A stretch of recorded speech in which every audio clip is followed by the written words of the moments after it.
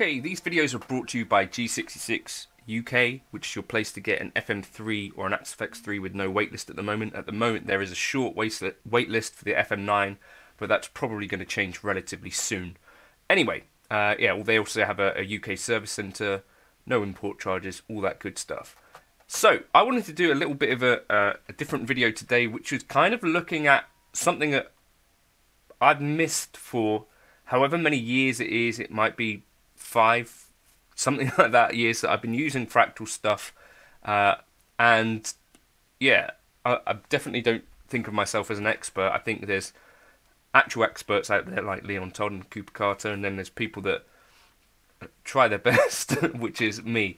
So yeah, I feel like so I'll just describe the problem, I guess, to start with. So say for instance you had a clean amp, but you've compensated the level here to get that kind of on par with 2 drive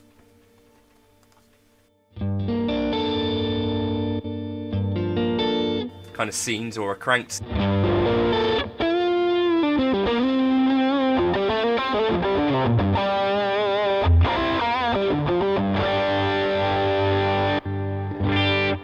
Okay, so that's all cool and hunky-dory, but if I stick the same drive on in front of here, because the clean tone essentially has more headroom because it's not clipping yet, I'm going to get a way bigger volume boost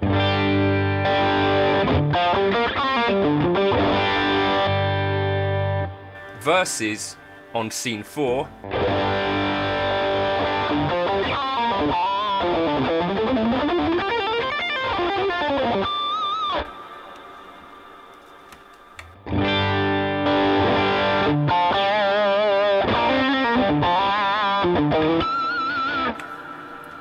So basically the problem is that I could have a scene set up, and this is basically how I do things, have scenes set up for different maybe amp settings, but then the same drive setting will have different kind of effects going into the different amp settings, and balancing the levels can then get a little bit tricky. So in order that I could keep this drive, the settings the same, because I'm liking the sound, it's just that the volume jumps.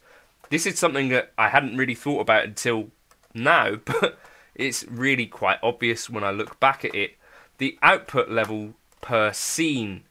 Now, you've got a mixer where we can mix row levels. but we've also got scene levels, and you can see what I've done here. So the scenes 5, 6, 7 and 8 are those very same things, but you can actually set your scene level so to compensate for what happens with that volume boost. So we could just watch what happens here now. So I've got the clean, so kind of tickling 0 dB, kick on the drive,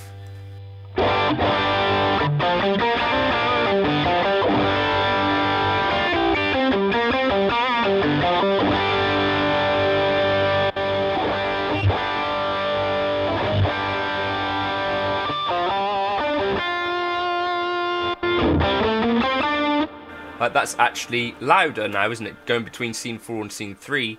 Versus if I go over to scene 7, which is exactly the same as this clean with the Zen drive on. Now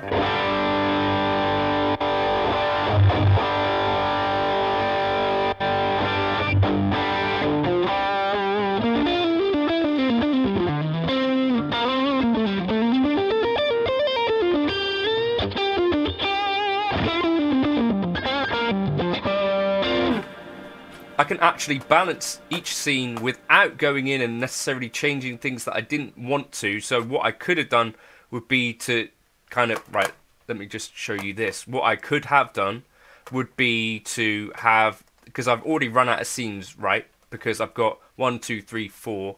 So channels, I mean, I've already run out of channels. So to maintain that clean channel, what I could have done would be to go into channel B and set up the Zen master with the same settings. Well, you know, just copy channel A to B, for instance, but bring the level down and balance things that way. But then you're more likely to get a pop and stuff like that as well. So this output scene levels is actually a little bit of a revelation to me, and I guess probably loads of you have already been using this for years, I'm going to imagine. But it's actually a really useful way that I hadn't tried before, where you could balance your scenes. So yeah, I guess that's really all that I needed to kind of share with that. But it's, yeah, super useful. So just go onto your output, and not only that, but you can actually monitor your levels here as well in terms of balancing stuff. And so if I'm finding that things are too loud, I can turn down the general.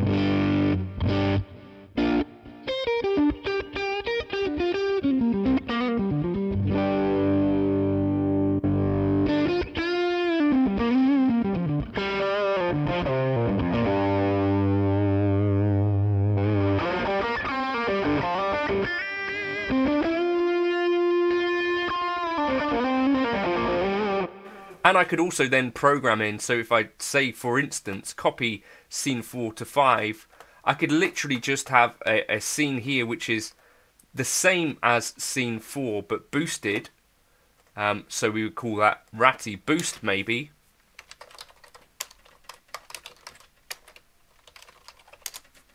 And this, to me, seems like maybe the best place to just add a pure boost without really worrying about too much else. I could equally go in and add the kind of drive. So if I copy 2 to 6, I need to be on scene 2. Scene 2 to 6.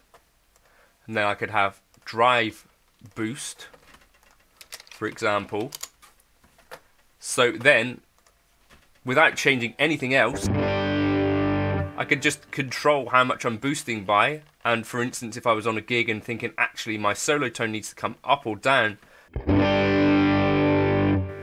when I'm kicking between,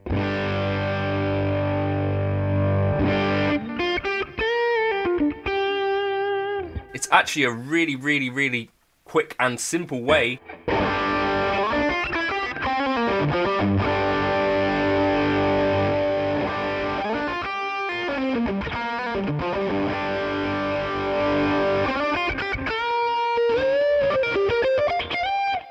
and whatever you decide is the appropriate boost to use, have this sort of thing going on where you're really in control of the levels in your preset.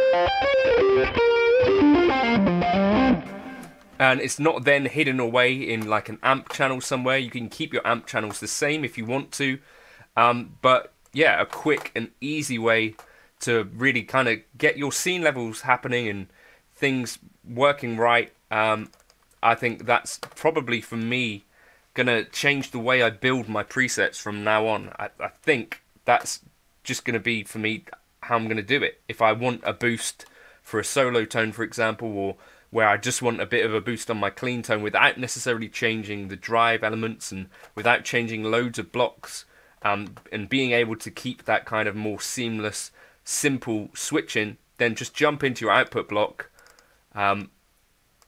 jump into the scene levels and balance in this way the things you need to boost, the things you need to cut, and with your meters see what's going on. Yeah, it's a bit of a revelation for me. I know it's simple, so bear with me on that, but hopefully that was useful to one or two other folks as well, because I can't be the only one who's not really thought about this. I'll catch you in another video soon. Thanks to G66, and that's the place to get your FM3s and AXFX3s at the moment with no waitlist. FM9 short waitlist, but hopefully that's going to be sorted soon. Cheers for now.